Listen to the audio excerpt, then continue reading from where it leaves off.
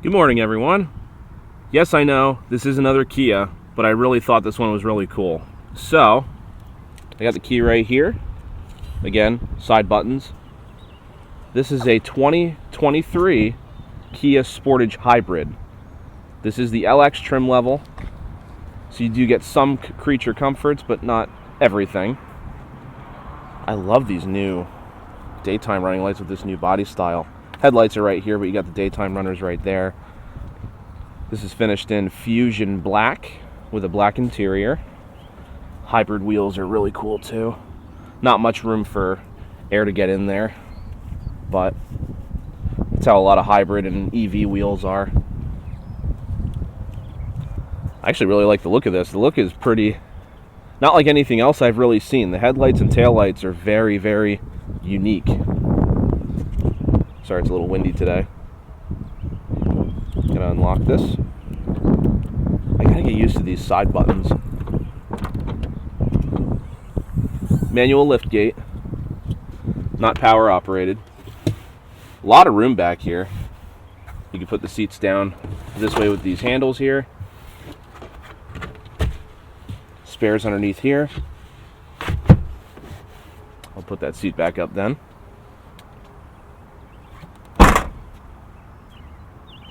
We'll have a seat in the back, see how the room is.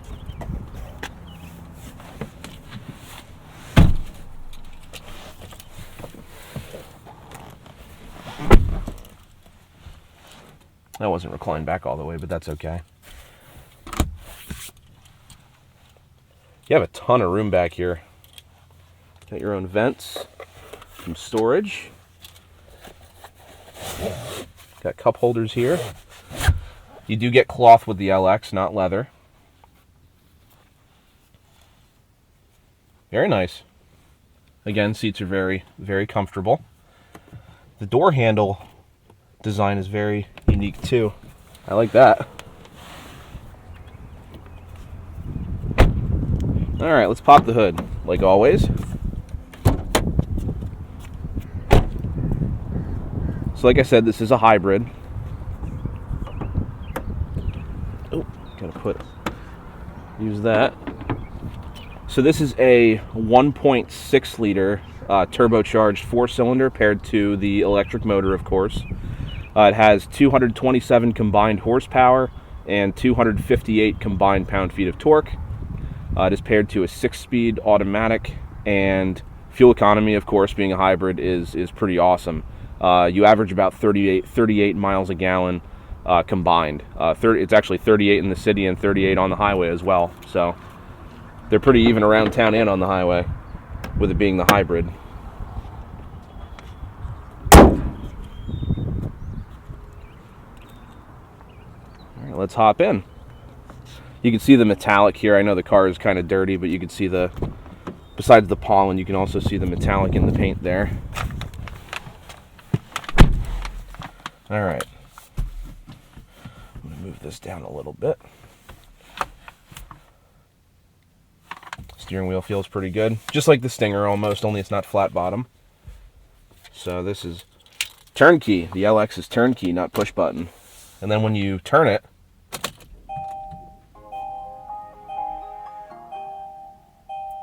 cute little chime comes on. When you first start the hybrid, the engine doesn't turn on. It's in EV mode. But if you give it a second, it'll turn on. But it starts out in EV. So you got let's go over the screen here with you.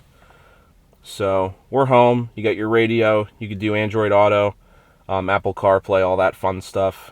The hybrid menu right here shows you your fuel economy average, where the energy is going. Most hybrids have like an energy flow diagram that shows you goes from the battery to the engine, recharging, all that fun stuff. You can pair your phone. Yep. So you can plug in radio. You have Sirius XM on here. Let me see if you do. AM and FM. Looks like you do not have Sirius XM capability on the LX. Down here, you got some USBs. You got Type C and normal USB. You have a 12 volt 180 watt right there. All your climate stuff is right here. Oh, let me turn the fan down. Oh, now the engine turned on.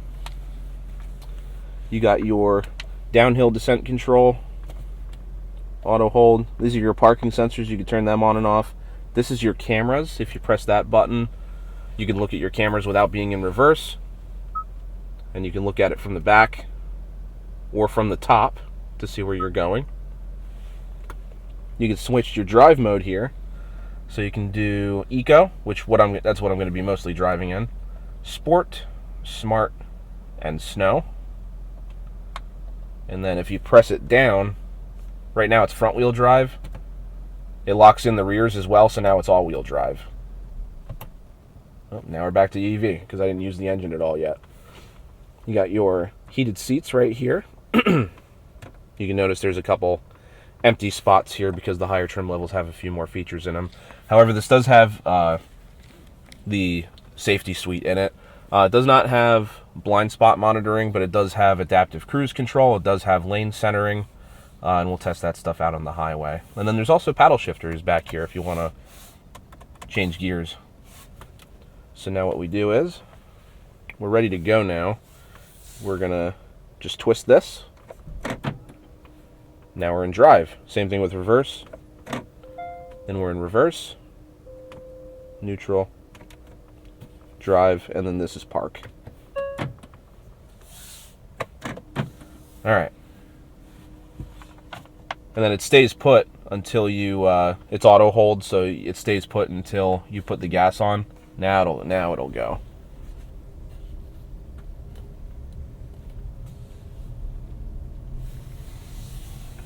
And if you're driving around real slow and not giving a lot of throttle, this will be EV only.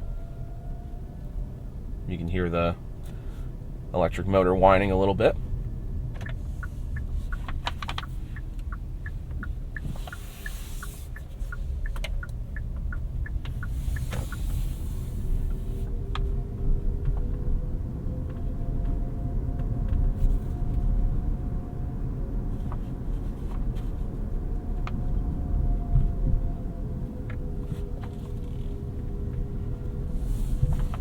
This is pretty bumpy around here. The suspension feels pretty good. Very soft on these pretty heavy bumps. Oh, now we got the engine on. And it'll tell you, since I've started the vehicle, what our average MPG is. I'm kind of curious to see what our average fuel economy will be when we get back.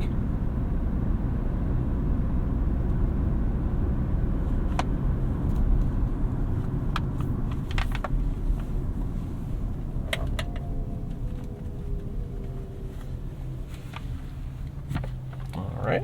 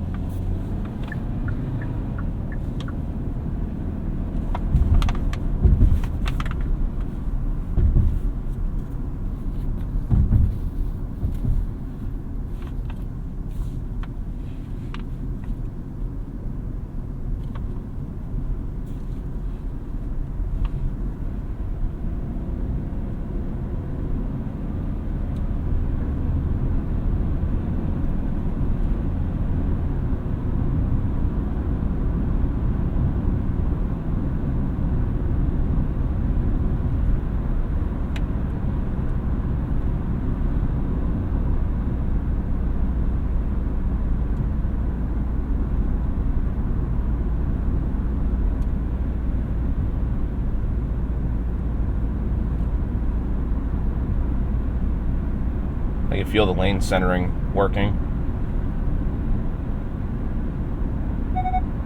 Yeah. So up over the hill are the corners for my handling test. I'm actually going to put this into sport mode, which uses most of the engine, more than the electric motor. And I'm going to use the paddles.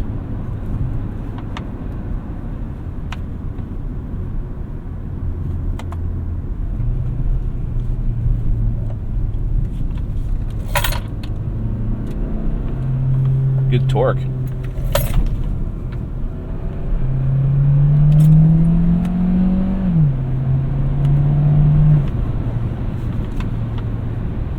Shifts at higher RPMs too if I didn't use the paddles. Very nice. Switch that back into Eco. I know the lane departure warning loves yelling at me.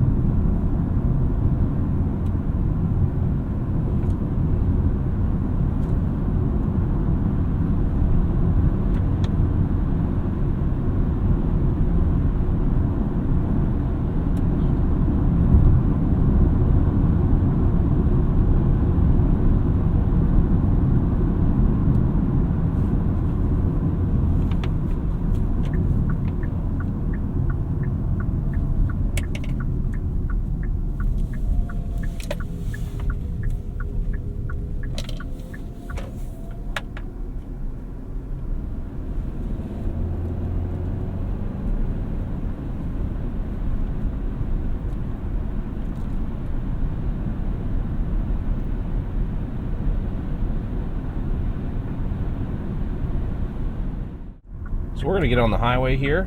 I was very light on the throttle, so it stayed in EV mode as long as possible. I averaged almost 35 miles a gallon coming up here, and I was driving about 3-4 miles or so. I mean, it's gonna go down now that I'm using the engine, but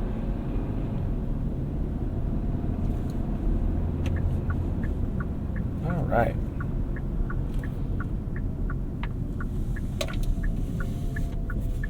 Okay, here we go.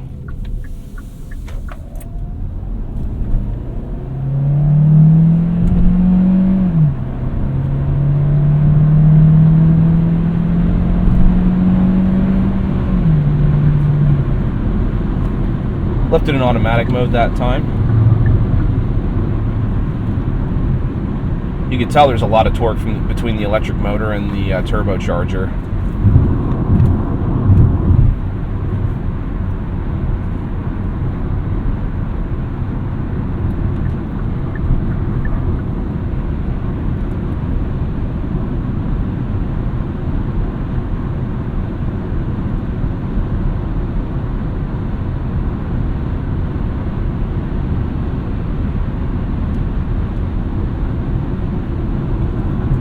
Cabin's super quiet. Powertrain feels really smooth.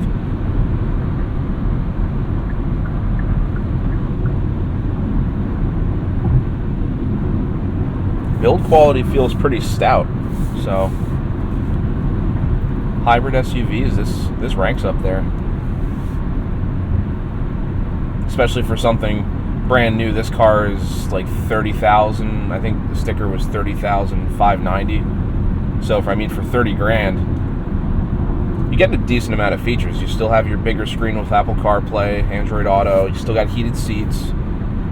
Still got some safety features. This package worked very, very well. Fuel economy is good. I mean, even with getting on it once or twice, I'm still averaging 32 miles a gallon. I mean, for a compact SUV, that's pretty good. It might not be 38, but that's under ideal circumstances. You got to be probably in EV mode most of the time, which it is now. Wonder if it'll stay in it. Giving it a little bit of throttle, and it's staying there, so.